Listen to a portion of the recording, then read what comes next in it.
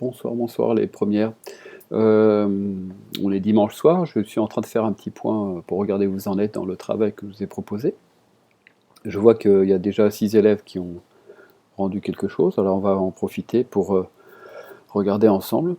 Ça servira de base à la suite du travail. Donc je vois que Charles, par exemple, a pris des notes sous la forme d'un Google Doc. On va regarder un peu ce que ça donne.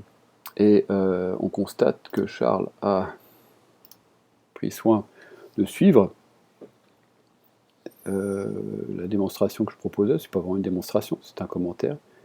Ce que je trouve intéressant dans ce qu'il a fait, c'est le fait qu'il a tenté manifestement d'isoler des parties. Voilà. Donc là, j'en souligne une. Dans des paragraphes comme ça permet quand même de voir où on en est. On remarque également, ça c'est très important, et je vous invite à faire la même chose tous, c'est-à-dire qu'il s'est noté un bilan, et c'est ça qui va surtout l'aider. Voilà. La petite difficulté peut-être consiste dans le fait qu'il a beaucoup rédigé. Donc c'est bien, parce que c'est un bon entraînement à la rédaction, mais c'est évidemment quelque chose qu'il est impossible de faire quand on prend des notes en direct. Et puis surtout quand on révise, on a du mal à lire des phrases, il faut essayer de s'appuyer sur des mots-clés. Deuxième travail, celui d'Opal, qui est en train de se charger, que je vais essayer d'agrandir un petit peu. Voilà. Donc on voit qu'Opal a fourni un travail à différents niveaux. Elle s'est prévue d'avance, vous le voyez ici, elle a prévu un moment où elle aurait besoin de prendre des repères, donc ça c'est une bonne chose. La problématique apparaît très clairement. Voilà. On voit également qu'elle a utilisé plusieurs couleurs. Donc là je pense qu'il y a quelque chose qui peut aider pour des révisions. Quelques petites définitions supplémentaires. Voilà, on sent qu'elle a fait un travail d'appropriation important. Par contre, là je pense que quand je vois que tu as recopié une didascalie complète, là, Opal, c'est peut-être pas tout à fait indispensable. Tu vas passer beaucoup de temps à recopier, ça prend un temps monstrueux. Voilà, il faut être capable de montrer dans le texte, vous n'êtes pas obligé de recopier à ce point-là. Donc c'est intéressant à ce niveau-là. Je prends le travail de Laetitia. Laetitia, elle a fait ce qu'on fait en classe, ordinairement. Alors, je ne sais pas ce qui t'est arrivé, ma pauvre Laetitia, là, apparemment tu as quand même eu un petit moment de panique. De quoi s'agit-il? C'est toujours intéressant d'aller voir dans les ratures. C'était, à mon avis, une tentative de codage.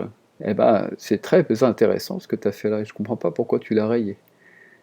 Donc, on voit que tu as manifestement voulu te donner les moyens de repérer différentes sortes de choses, ce que tu as refait après. Alors, ça c'est intéressant parce que le document que tu as ici est parfaitement exploitable à l'oral. En gros, à l'oral, c'est un peu ça que vous allez avoir sous les yeux. C'est pas vos notes, c'est pas des phrases rédigées, mais c'est plutôt quelque chose qui va être le texte avec vos annotations. Sauf que tout ce que vous avez sur la droite, ici, sera sur votre feuille. Donc c'est très important ce que tu as fait là, c'est un travail très méthodique et ça peut aider pas mal d'entre vous. Voilà, je continue encore un petit peu. Mathilde. Mathilde nous a envoyé... Alors, tu l'as fait dans Classroom. Je ne crois pas que je puisse annoter. Non. Donc, je vois un petit peu comme chez Laetitia, le souci d'introduire des couleurs. Et c'est bien de spécifier ton code parce que entre comtesse et servante, par exemple, on a la même couleur. Alors, ça risque de t'induire en erreur au moment où tu dois fournir tes explications. Qu'est-ce que je dois te dire en fait?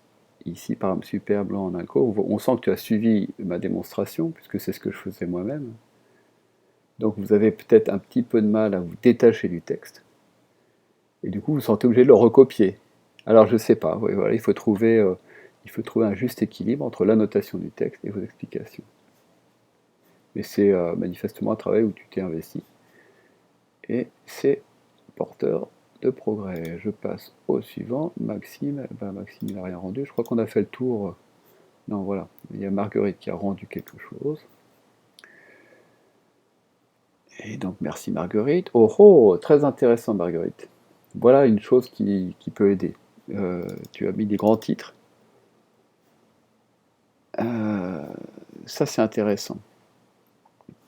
Peut-être par contre que tu devrais... Excuse-moi, c'est pas possible de laisser Beaumarchais sans S, quoi. Luxueux sans X. Oh mon Dieu, Mathilde, non, tu peux pas nous faire ça. Tu rédiges un petit peu comme ce que faisait le premier élève, c'est-à-dire Charles. Donc ça, tu sais bien que le jour de l'examen, tu n'auras pas le temps. Attention à Beaumarchais, je t'en supplie. Rappelle-toi que Beaumarchais est un S. Hurle-le, c'était un conseil de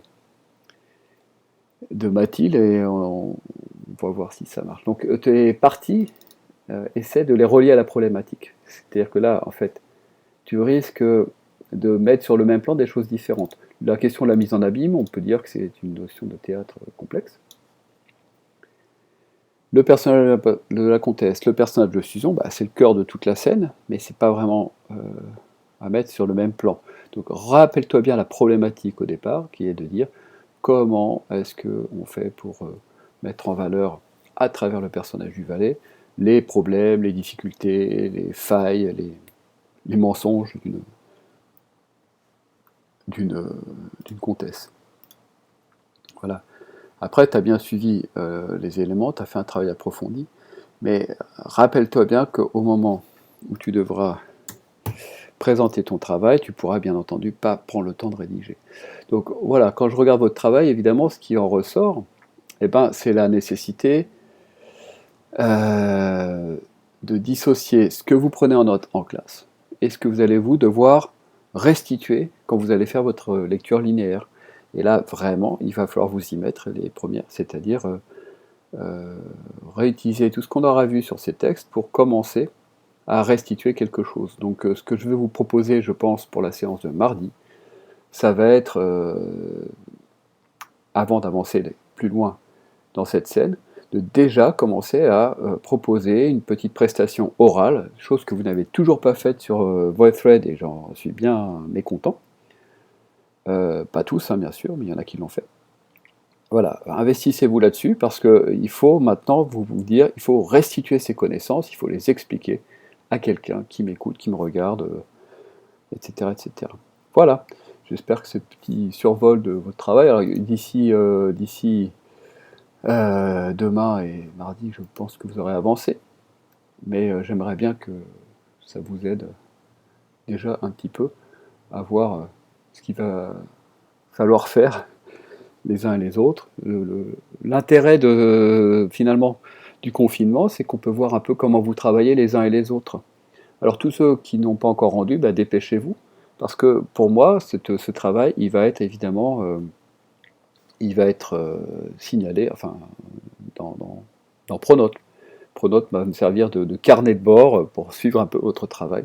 Entre ceux qui rentrent pas, à un moment donné, il va falloir être au taquet. Voilà, on compte sur vous, j'espère que vous êtes tous en forme, et puis bah, ma foi, je vous envoie mes meilleures salutations quasi nocturnes, et je vous souhaite de bien dormir et d'être frais le matin, parce qu'il faut se lever le matin, au lieu de vous laisser endormir. À bientôt, portez-vous bien.